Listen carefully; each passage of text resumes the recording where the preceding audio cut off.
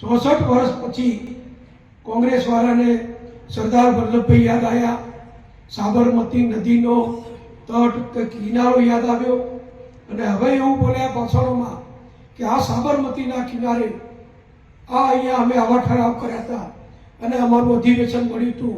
સરદાર વલ્લભભાઈ અમારા નેતા હતા, સરદાર વલ્લભભાઈ કોંગ્રેસના પ્રમુખ હતા. આવું બધું દાયકાઓ સુધી અમને યાદ ન આવ્યું.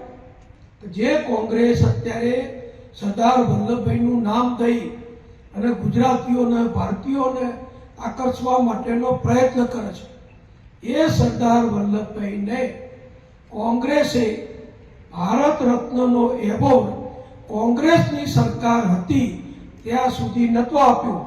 રાજીવ ગાંધી જે સરદાર વલ્લભભાઈના મૃત્યુ પછી ઘણા વર્ષે જે વ્યક્તિ જાહેર જીવનમાં આવ્યા, દાયકાઓ પછી આવ્યા, એનું કોઈ મોટું યોગદાન નહીં ઇન્દિરા ગાંધીના દીકરા સિવાય.